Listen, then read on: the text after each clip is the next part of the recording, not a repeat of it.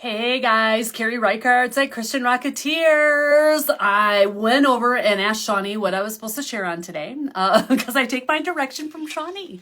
And she asked me to share on God's provision. And actually, it was funny that she shared that because when I look over the client meetings that I've had over the last few weeks and even a lunch with friends that I've had today, that idea that we let funding, we let money stand in the way of pursuing what we know God has called us to do.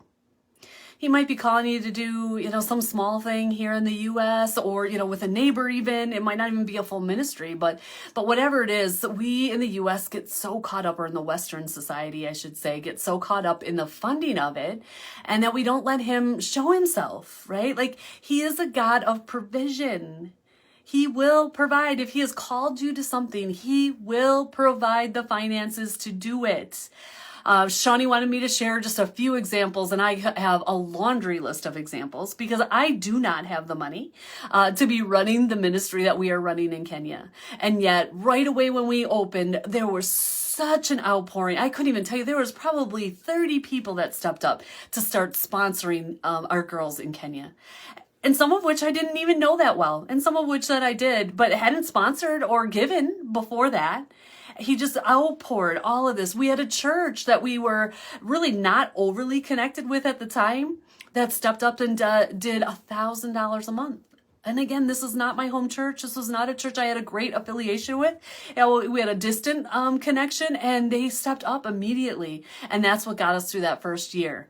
And so he will provide in so many ways. And the way we connect with that is the key. And one recent example, I don't want to go too long here, but one recent example of that was last year. God called us to step out in faith, and I was not happy about it. I prefer to have the money for a project before we start a project, when it's a building project, okay? So I'm not talking about ongoing sponsorships, which always go, like this, they're a thing, right? But when we're starting a building project, like I would like to have 3/4 of the funds together at least, and we can wait on the other 1/4, but let's have 3/4 of the funds together, and then we'll start the project. So we're not sitting in limbo for very long, right? And we don't have to, I don't have to worry, right? Like, we've already got it. It's good. It's comfortable. It's safe. It's secure. And last year, God was calling us to add a story onto Mercy's Life Family, which is the house that we have in Kenya for sexual healing and a lot of different things, a lot of healing that goes on there. And the third floor was for vocational. And we did not have 1/3 of the fund, or 3/4 of the funds. We maybe had 1/2 of the funds, and I'm not even sure that we had that. In fact, I don't even think we had that. But yet we knew there was 3 of us praying this through, and all 3 of us came to the same Bible story. And it was the story of the fishes and the loaves. Feeding of the 5,000 is really what it comes down to, right?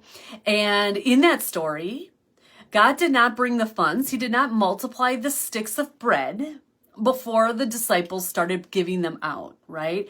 He had the 5 loaves and the 2 fishes, and he gave those loaves out to the disciples to share with the entire massive crowd.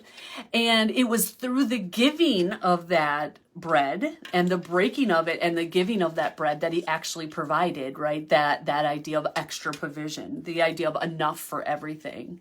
And so all 3 of us came to that story of the Bible. And so we decided that was God, and we stepped out and we went early on that project, or I considered early on that project. And God showed up. Within 2 months, we had all the money, and the project was barely started, and we had all the money in, and it was amazing. And we love our donors who made that happen, but at the same time, it was God who provided in the end. And so whatever it is, that big mountain that you're coming up against, whatever that is, that idea of fulfilling your purpose, don't let funding be the reason that you're not doing it, because he will step up. If this is his vision, it's his bill. It's not your bill. Let him show up and show himself to you as you go through that funding process, because he will.